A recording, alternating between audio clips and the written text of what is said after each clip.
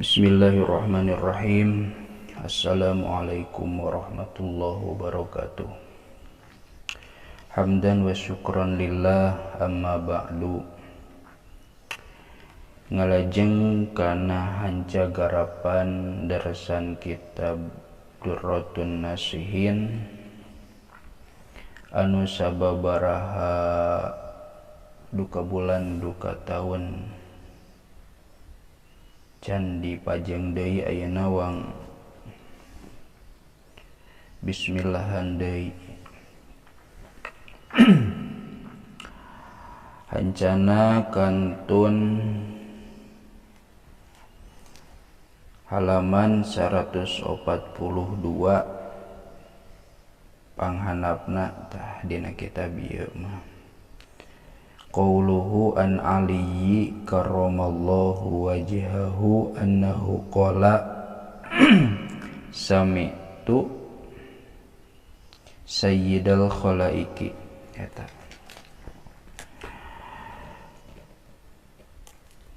Susun Al-Fatihah. A'udzubillahi minasyaitonir rajim.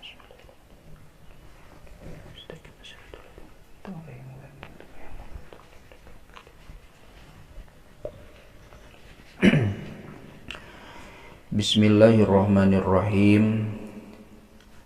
An Aliyyi karramallahu wajhah. Hadis katampi ti Sayyidina Ali karramallahu wajhah. Karrama muga ngamulyakeun saha Allahu Gusti Allah wajhahu kana salirana itu Sayyidina Ali. Naon annahu lafad annahu saestuna itu Sayyidina Ali.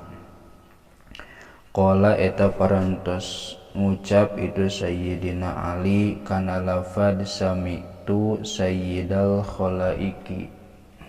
Dibantal.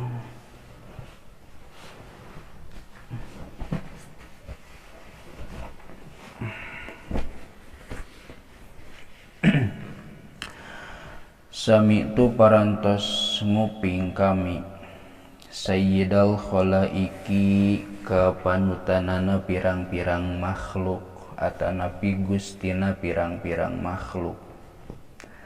Muhammadan tegesna Kangjeng Nabi Muhammad sallallahu alaihi wasallam. Di dieu mah alaihi salatu wasalam beureumnya.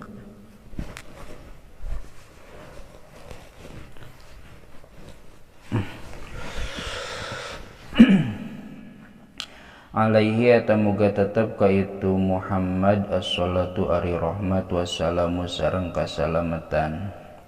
Yaqulu eta parantos ngadawuh itu Muhammad atanapi Nabi Muhammad kana lafad Allah salah alaihi salatu wassalam. Oh benar. Yaqulu eta parantos ngadawuh itu Muhammad kana lafad sami'tu sayyidal malaikati. Sami'tu parantos nguping kami saur Kangjeng Nabi sayyidal malaikati ka panutanana malaikat ka gustina malaikat dununganana malaikat kitu atuh. Jabroila tegesna malaikat Jibril alaihi salatu wassalam. Alaihi eta muga tetep ka itu Jabroila as-salatu ari rahmat wassalamu sareng kasalamatan.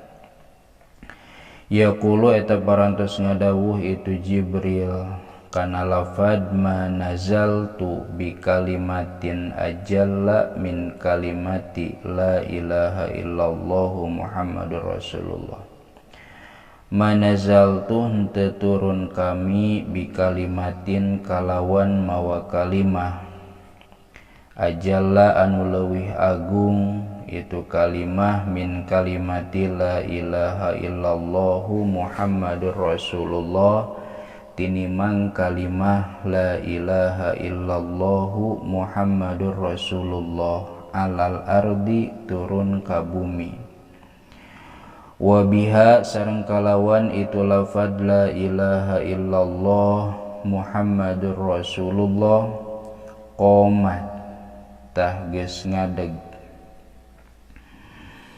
naon as-samawatu pirang-pirang langit wal ardu sareng bumi wal jibalu sareng gunung pirang-pirang gunung wasyajaru sareng tatangkalan wal barru sareng daratan wal bahru sareng lautan ala ingat atawa he ingat atawa masing ingat wahia sareng ari itu lafad la ilaha illallahu Muhammadur Rasulullah teh kalimatul ikhlasi eta kalimah ikhlas ala ingat wahia sareng ari itu lafad la ilaha illallahu Muhammadur Rasulullah teh kalimatul islami eta kalimahna Islam ala masing ingat wahia sareng ari itu lafad la ilaha illallahu Muhammadur Rasulullah teh kalimatul qurbi eta kalimah qurbi kalimah taqarrub paranti ngadeheus paranti ngadeukeutkeun diri ka Allah ala masing ingat wahia sareng ari itu lafad la ilaha illallahu Muhammadur Rasulullah teh kalimatut taqwa eta kalimah taqwa ala masing ingat wahia sareng ari itu lafad la ilaha illallahu Muhammadur Rasulullah teh kalimatun najati eta kalimatun najah kalimah kasalamatan ala masing ingat wahia sareng ari itu lafad la ilaha illallahu Muhammadur Rasulullah teh al kalimatul ulia eta teh kalimah anu luhur walau wudiat sareng lamun mah disimpen itu lafad la ilaha illallahu Muhammadur Rasulullah fi kafatil mizani naon ari kafah teh luhur timbangan cangkoknya dina cangkokna timbangan amal wa wudi'a sareng disimpen naon as-sab'u samawatin 7 pirang-pirang langit wasab'u arodina sareng 7 pirang-pirang bumi fi kafatin ukhra dina cangkok anu sejena anu hiji deui nya la rojahat tahtang tungunggulan itu lafad la ilaha illallah Muhammadur Rasulullah alaihinna kana itu ngelehkeun ka itu sab'u samawat sareng sab'u arodina.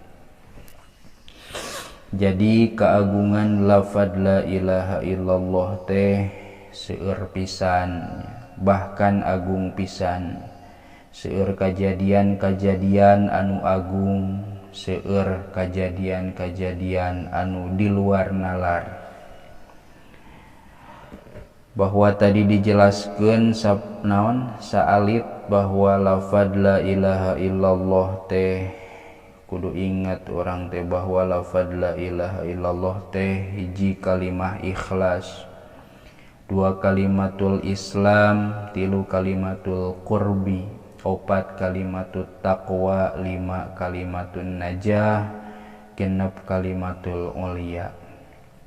Sehingga lamun teh mah dibandingkeun dina mizan teh timbangan gampang nama supaya asup kana logika urang mah jiga timbangan nu aya di logo Pegadaian di tengah nangtung digigir aya 2 naon aya 2 wadah di luhurna 2 cangkok bawa 2 wadah lamun dina wadah nu hiji diteuneun lafad la ilaha illallah Muhammadur Rasulullah dina nu hiji deui diteuneun 7 lapis langit jeung 7 lapis bumi maka berat keneh timbanganna lafad la ilaha illallah Muhammadur Rasulullah daripada timbangan langit jeung timbangan bumi ku agung-agungna lafad la ilaha illallah Muhammadur Rasulullah.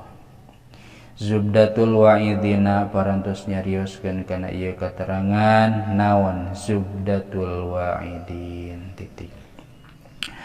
Hukia anna rajulan cekap heula wallahu a'lam bissawab.